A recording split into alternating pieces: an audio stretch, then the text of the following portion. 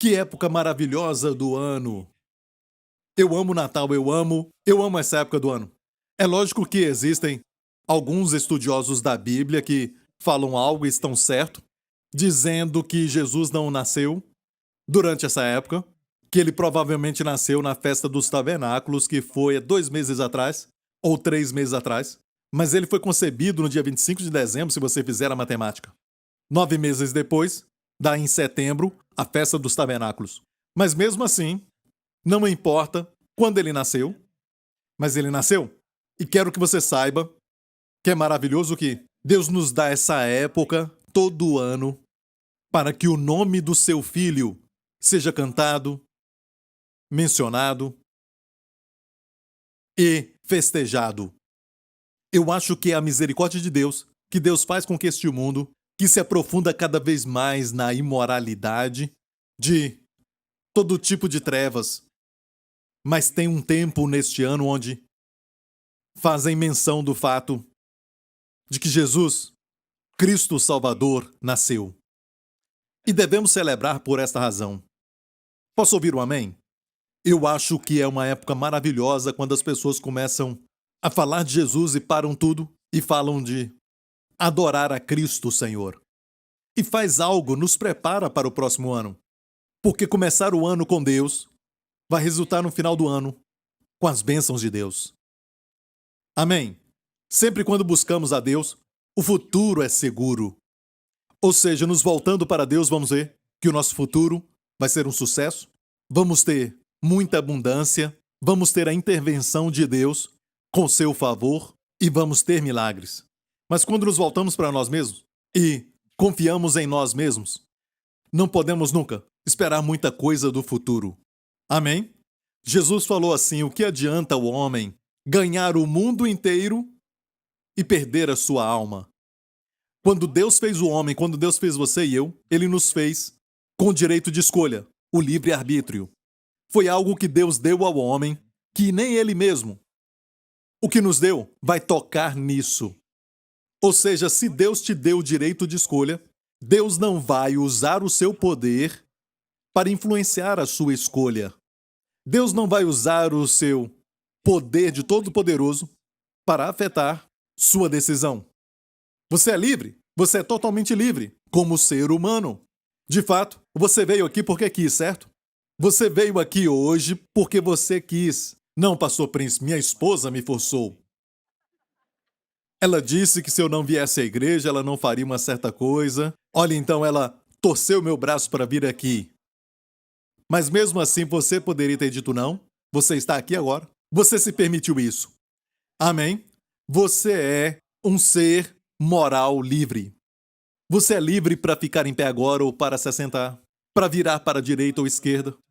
Você é livre, Deus te deu isso. Deus não fez robôs, Ele não queria robôs o adorando. Deus não queria robôs o amando. Deus escolheu dar ao homem a livre escolha para que quando o homem o escolhesse, é verdadeiramente de coração. É o desejo de Deus. Olha, Deus disse que com a livre escolha, então vem as consequências da sua escolha. Isso você não pode escolher. Você pode escolher, tem liberdade para isso, mas você não tem a liberdade de determinar as consequências.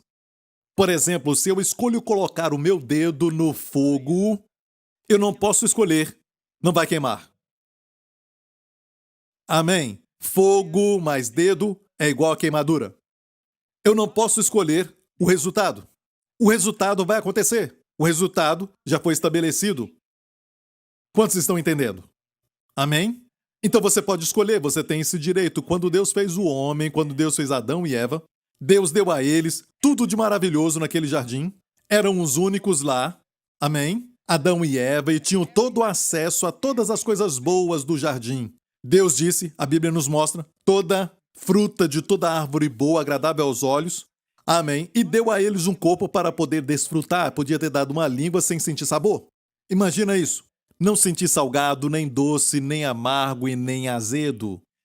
Não sentir nenhum tipo de sabor. Era só comer, não podia nem reclamar porque não teria alternativa.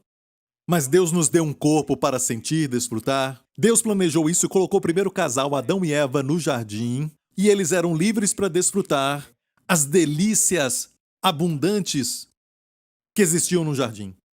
E Deus fez o homem por último, no último dia, para que o homem desfrutasse tudo que ele já tinha criado. O homem é o alvo do amor de Deus e sua provisão. Amém. A natureza de Deus é amor e por isso ele criou o homem. Porque a natureza do amor é compartilhar. A natureza do amor é derramar. A natureza do amor é dar. Mas ele fez o homem com direito de escolha e quando isso acontece sempre tem um risco. Então o que Deus fez foi que ele fez tudo no jardim e Deus também fez uma árvore chamada árvore do conhecimento do bem e do mal. E Deus disse a Adão, não coma dessa árvore. Porque no dia que dela comeres, algo que era estranho para o homem, certamente morrerás. A morte era algo que era estranho para Deus. Deus não criou o homem para morrer. Hoje já é esperado que quando chega a uma certa idade, 90 ou 100 anos de idade, existe algo esperando, chamado a morte, no seu futuro, certo? Todos sabem disso? E isto é o normal, mas não é o normal de Deus. Deus não fez o homem para morrer. E de fato a Bíblia usa uma palavra. A morte é um inimigo. E inimigo é uma palavra muito forte, certo? Deus considera a morte um inimigo. Deus não criou o homem para envelhecer, para ficar fraco, para ficar doente, ter enfermidade e depois morrer. Tudo isso é inimigo de Deus. O sonho de Deus, o coração do Senhor Deus. O sonho do seu coração foi criar o homem para ser o alvo de todas as suas bênçãos. E que coisa linda seria se o homem ficasse nos planos de Deus. Mas Deus deu ao homem a escolha. E quando existe esse direito, também tem um risco. Mas olha bem, fica uma pergunta. E a pergunta que eu faço é por que Deus criou aquela árvore? Sabendo que se o homem comesse daquela árvore, ele morreria. Mas olha bem isso, para que o direito de escolha fosse exercitado e não tivesse nenhuma escolha a não ser coisas boas ao seu redor, tudo era bom ao seu redor, e você teria o direito de escolha, mas a escolha não seria exercitada. Não poderia exercitar por quê? Porque tudo ao redor é bom. Deixe-me ilustrar, ok? E olha, eu vou falar um pouco sobre o hebraico e grego. Ok, hoje, não se preocupe. É algo muito simples. Você vai conseguir acompanhar. Ok? Você está entendendo isso? Vamos dizer que alguém diga, vamos comer em um buffet internacional. E você vai naquele restaurante esperando todo tipo de comida de diferentes partes do mundo, certo? Mas quando você vai e chega lá, tem massa, e você vai do outro lado, tem risoto, e você vai, ali tem pizza, e do outro lado espaguete, e do outro lado, ei, mamma mia, o que está acontecendo? Certo? Porque tudo ali é comida italiana, não é verdade? E você diz, espera um momento, isso aqui é um buffet internacional ou italiano? Não é? Não tem escolha, é só comida italiana. Então, para exercitar a sua escolha, Deus colocou a árvore ali, a árvore do conhecimento do bem e do mal, e Deus diz para você mostrar que me ama, para mostrar que você me honra. Amém, reconhecendo que eu sou o Criador. Que você quer ter um relacionamento comigo de livre escolha. Não coma dessa árvore, porque no dia em que dela comeres, no hebraico diz, morrendo espiritualmente, você vai morrer um dia, fisicamente. E Adão comeu então daquela árvore. A Bíblia diz que Satanás tomou posse do corpo da serpente porque ele não podia, como um espírito imundo, ele não podia atuar nessa terra. Só aqueles que foram criados nessa terra podem atuar nessa terra. Então, a Bíblia nos diz que Satanás tomou posse do corpo da serpente e tentou Eva, você conhece a história? Eva tomou do fruto, comeu, deu ao marido que estava com ela, os dois comeram e caíram. E Deus não podia, sendo um Deus justo, ele não podia dizer, está tudo bem, deixa isso para lá, isso não me importa. Senão ele não seria uma pessoa de palavra, ele não seria um Deus que somente faz justiça, de fidelidade, de justiça e de verdade. Sim, Deus é amor. Nós sabemos disso. Mas o fato de que ele é amor o fez procurar uma solução, certo? O homem pecou. E a consequência do ato era, morrendo espiritualmente, ia morrer fisicamente. Então a morte entrou. Foi aí que a enfermidade veio. Onde as doenças começaram. Certo? Toda doença neste mundo, não culpe a Deus por isso. Não vivemos no mundo perfeito. Um dia vamos viver num lugar perfeito. Eu disse um dia vamos viver num lugar perfeito. Quando Jesus vier e nos levar, a Bíblia diz que quando isso acontecer, você vai ver a utopia, você vai ver o céu na terra. Amém. Sem nenhuma escassez, nenhuma doença, nem necessidade de hospital, não vai ter mais. Criança sofrendo, não vai ter esse tipo de coisa. Quando Cristo reinar, e o fato de que não vivemos no mundo perfeito nos fala que a terra está decaída. Porque Deus deu essa terra ao homem. A Bíblia diz nos Salmos que a terra ele tem dado aos filhos dos homens. Então, Deus deu a terra ao homem, mas o homem se prostrou a um espírito imundo, a Satanás, e deu essa terra a Satanás. Deus teve que intervir, sim, mas ele veio legalmente, ele não podia violar sua palavra. Aí começa a história, todo o drama da redenção começa aí. Deus poderia só se afastar daquele homem se ele fosse só justiça. O que ele é, justo como ele é, verdadeiro. Amém? Que ele é. Se não fosse amor, podia só esquecer o homem, dissolver o homem, fazer desaparecer como no filme dos Vingadores. Mas ele não quis isso, porque ele é amor. E quando nós seguimos a Deus, sempre vamos vencer. Amém? Todo espírito imundo sabe que Satanás não pode ganhar de Deus. De onde veio Satanás? Bem, antes do homem ser criado, antes do mundo ser criado, a Bíblia nos fala que houve uma grande guerra no céu. Lúcifer, que era um dos arcanjos de Deus, criado por ele, rebelou-se contra Deus, querendo ser igual a Deus. E 1/3 dos anjos o seguiu. E Lúcifer se tornou Satanás. E a Bíblia diz que ele foi lançado por terra. Onde? Por terra. Antes do homem ser criado. Olha isso. Esse é o drama de toda a história da nossa redenção. E ele foi lançado por terra e se tornou seu domínio. E por isso ele ficou com muito ciúme, porque Deus criou um outro ser, o ser humano, e fez o homem à sua imagem, e Deus deu a terra ao homem. Olha, Deus falou para Adão, ser frutífero e multiplique, e encha toda a terra. Quando eu falo algo assim, você pode encher esse copo para mim? Quer dizer que estava cheio de quê? Água agora mesmo, certo? Pode encher de novo? Encher de novo é o quê? É que tinha água antes. Você pode encher de novo para mim? Deus falou para Adão para encher a terra de novo. Então a terra já foi cheia numa certa época. O que aconteceu? Era o domínio de Satanás antes dele cair, mas se rebelou contra Deus, e ele e o 1/3 dos anjos que o seguiu se tornaram demônios. E eles ainda estão na terra. Mas esse mesmo lugar que foi o cenário de uma batalha, se tornou o lugar que Deus fez a sua obra-prima. E Deus ama o homem. Mas o homem pecou contra Deus, obedecendo a Satanás, que odeia o homem como uma mulher que foi traída pelo namorado. E ela então odeia só de pensar que ele agora tem uma outra mulher e coisa assim. Ela pega a foto dele e ela faz... Ah! Você nunca fez isso, certo? E o que é uma foto? É uma imagem, certo? É uma imagem do namorado. Ela não mata o namorado, e eu falo para não matar. Então, ela tenta matar a imagem. Você é a imagem de Deus. Todos vocês. Deus te ama, Satanás te odeia. Amém? Então, quando isso acontece e Satanás teve sucesso fazendo Adão e Eva caírem, e olha bem, se fosse só Satanás fazendo, não devo usar essa palavra, ele só tenta, ele não te faz. Deus te deu direito de escolha, certo? E olha bem, você sabe que ninguém pode fazer você fazer nada, certo? Nem mesmo a sua sogra, certo? Nenhum amém. Vou tentar de novo. Ok, ninguém pode te forçar a fazer nada, certo? Alguém diz, mas ele me fez ficar irado. Como te fez ficar irado? Falou aquelas coisas. Sim, ele falou aquelas coisas, mas não te forçou a ficar irado.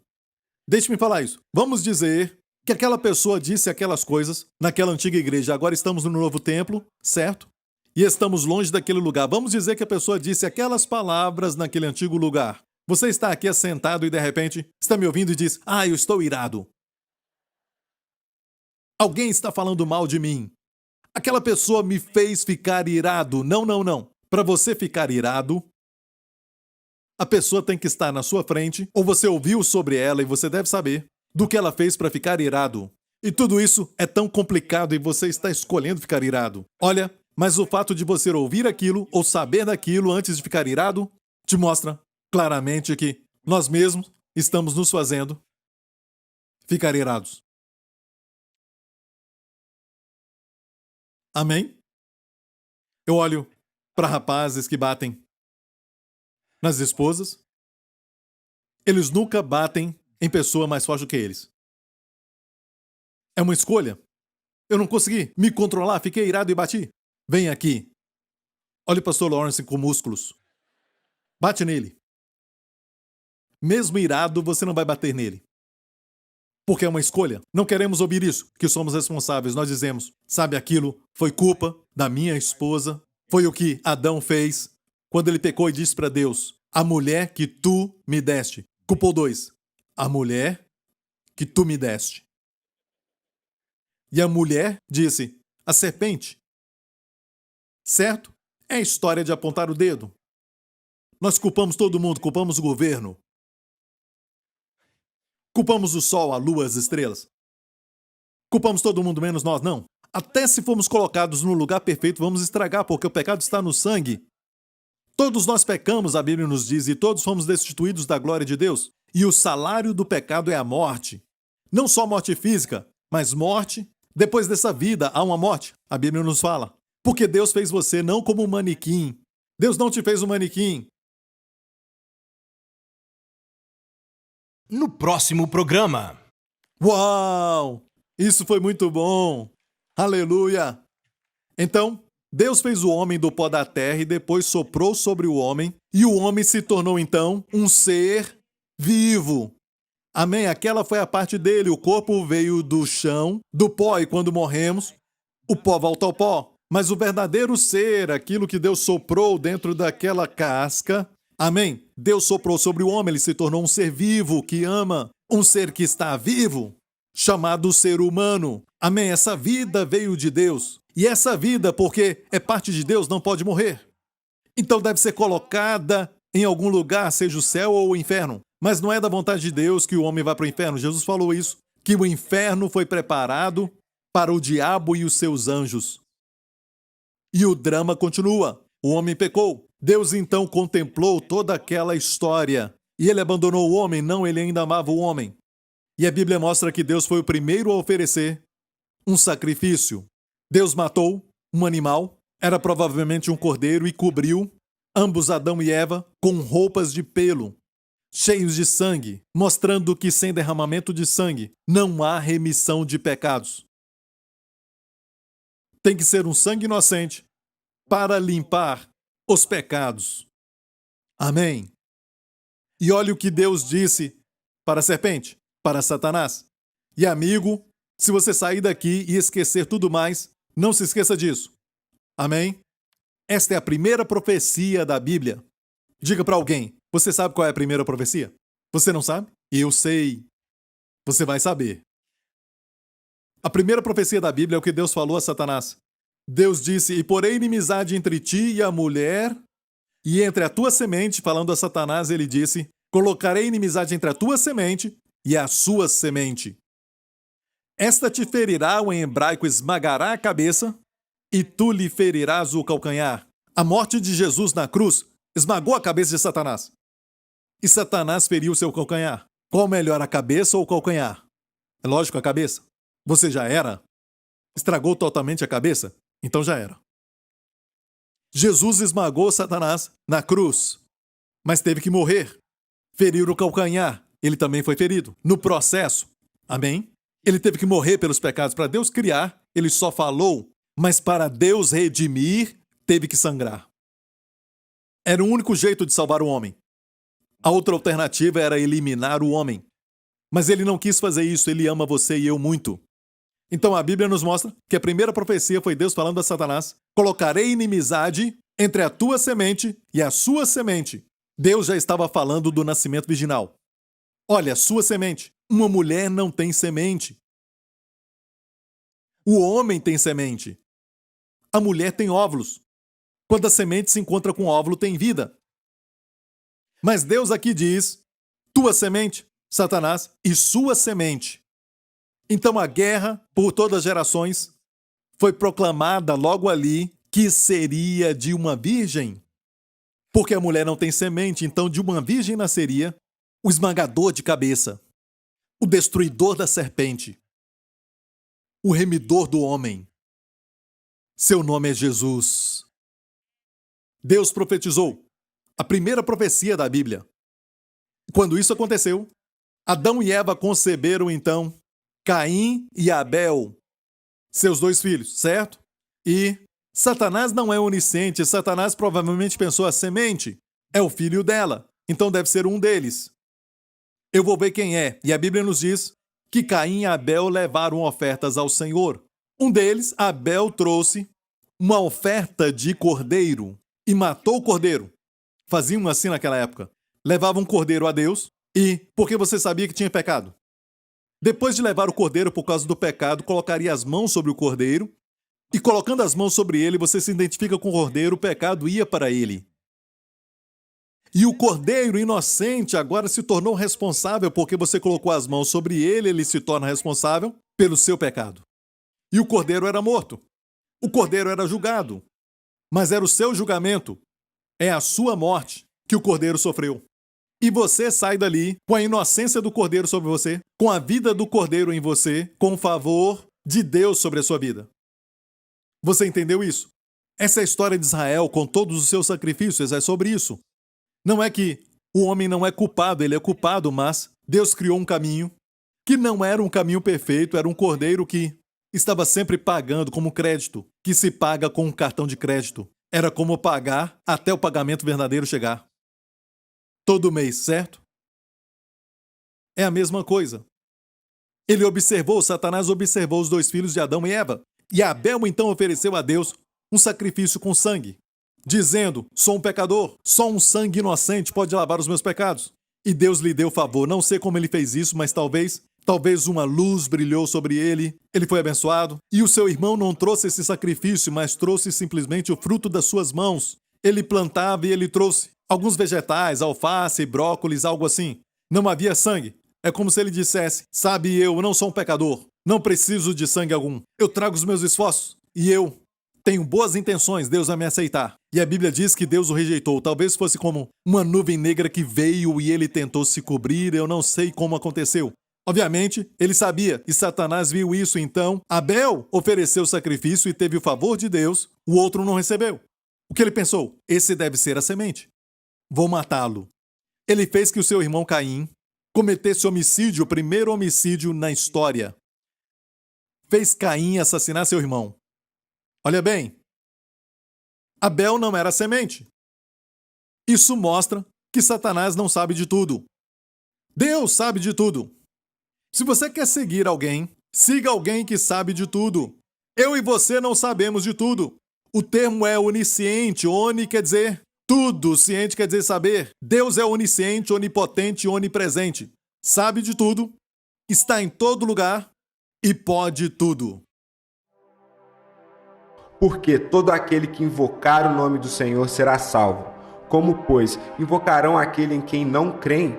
E como crerão naqueles de que não ouviram? E como ouvirão, se não há quem pregue? E como pregarão, se não forem enviados?